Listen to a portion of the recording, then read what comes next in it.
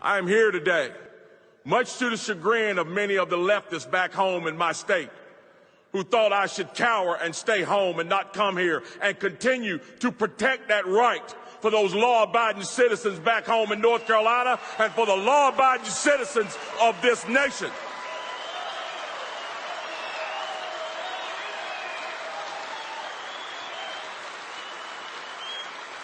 Because here it is. Here it is. Everybody says, what do we do? What do we do? How do we stop this? What do we do?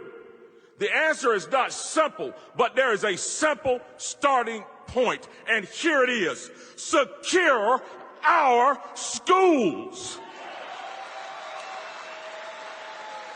Stop waffling and wavering and acting confused that you don't understand what the problem is. You have defunded the police, derided the police, and you have left our schools as soft targets. And you continue to do so, and as such, we need to defend and secure our schools. We need to make as much of an investment in securing our children as we do our airports. We need to make as much of an investment in securing our children as we do our banks and our money. And hear me when I say this, leftist politicians in Washington, D.C.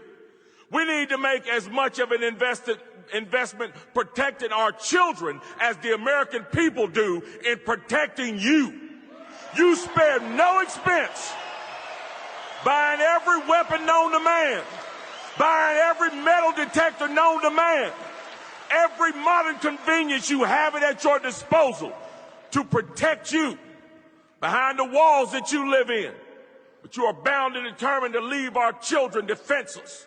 And now you are bound and determined to leave the law-abiding patriotic citizens of this nation unarmed and defenseless. Well, I'm here to tell you right now, get your pencils out, lick them, and get ready to write this down.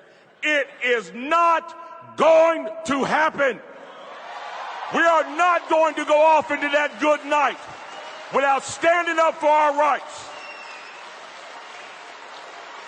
It's time for the law-abiding American patriot in this nation to stand up and say, hell no, we will not go, and you will not take them, and we will continue to stand strong for what we know is right. We will protect ourselves. We will protect our children. And we will protect the freedoms that God has given us and that has been enshrined in our Constitution. We will not lay down. You hear me when I say this. Hear me when I say this, Nancy Pelosi, Chuck Schumer, and any other leftist, communist, Marxists out there. What I need for you to do is do this. I need for you to take these two fingers, stick them in your ears, and clean the stuff out of them. And hear us all as we say in unison, shall not be infringed, will not be infringed. We will not allow you to strip us of our rights so that you can bring us to our knees, because we know what your machinations are. You see, we've seen this movie before.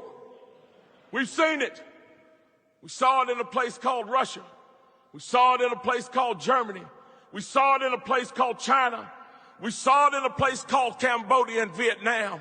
And we saw it most recently in a place called Venezuela. When the people are disarmed and the government have all the guns and all the power, they always become despotic. Well, not in this nation. You will not tap dance on the graves of these children to disarm the people of this nation.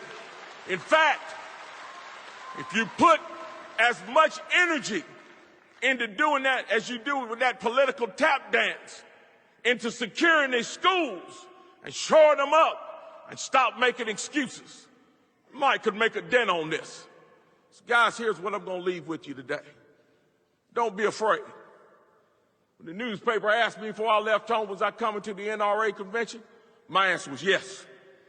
And the reason why I was going was to defend the rights of law-abiding citizens in my state and across this nation. Because, guys, it's time for us to stand up and push back.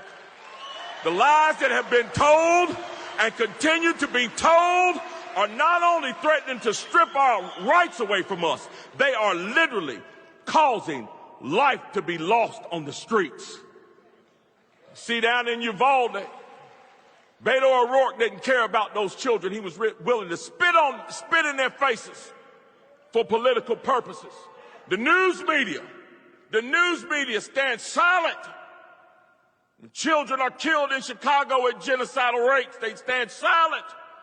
But as soon as they take a chance, as soon as they see a chance, take a shot at their political enemies, they're Johnny on the spot and they're right there ready to do it. Well, we need to be bold. We need to stand up because on this side, we have the solutions. And it's time for us to start pushing those solutions. And it starts with protecting our children in our schools. Time for messing around is over, folks. And the time for blaming law-abiding citizens should have never begun. It is time to put the blame where it goes, which is at the shooter's feet. And it's time to look towards those ineffective elected officials who refuse to move and do the right thing, but instead take the easy way out. If any way out, it needs to be them out of office. And we need to replace them with some law-abiding folks that are going to stand up for us. So guys, don't be weary in well-doing, and do not be afraid to stand up for what's right. Because what we're standing up for indeed is right. Stand strong, stand brave, stand proud. Do not back down, and never forget, shall not be infringed. That is our motto, and that's what we will fight for. God bless you all.